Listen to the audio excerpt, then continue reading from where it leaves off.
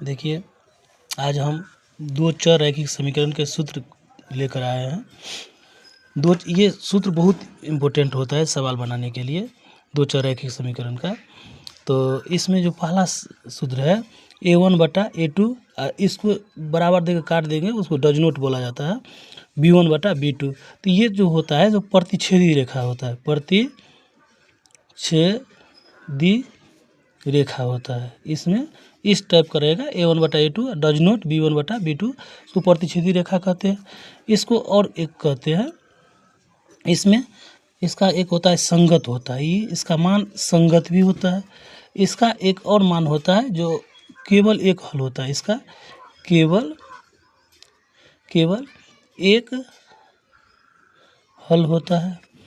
इसके बाद फिर होता है इसके अद्वितीय हल भी होता है, इसका अद्वितीय हल भी होता है। इसके बाद एक इसको अविरोधी भी कहते हैं, इसको अविरोधी भी कहते हैं, विरोधी भी कहते हैं।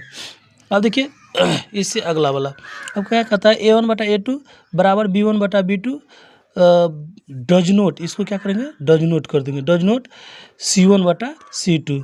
तो ये जो होता है ये समानांतर होता है, समानांतर रेखा होता है, ये समानांतर रेखा होता है, ये समानांतर रेखा इसको कहते हैं। फिर इसके बाद ये विरोधी होता है, ये विरोधी होता है। इसके बाद ये असंगत होता है, ये असंगत होता है।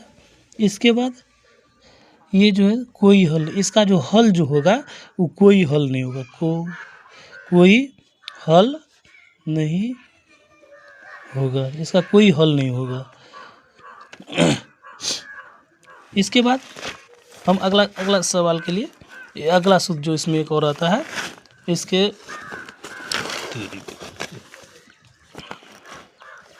इसका होता है a1/a2 बराबर b1/b2 बराबर c1/c2। ये जो होता है ये समपाती रेखा होता है, ये समपाती रेखा होता है। इसका युग्म जो होता है, इसका युग्म आश्रित युग्म होता है। ये संगत भी होता है, ये संगत भी होता है। इसका अपरिमित रूप से अनेक हल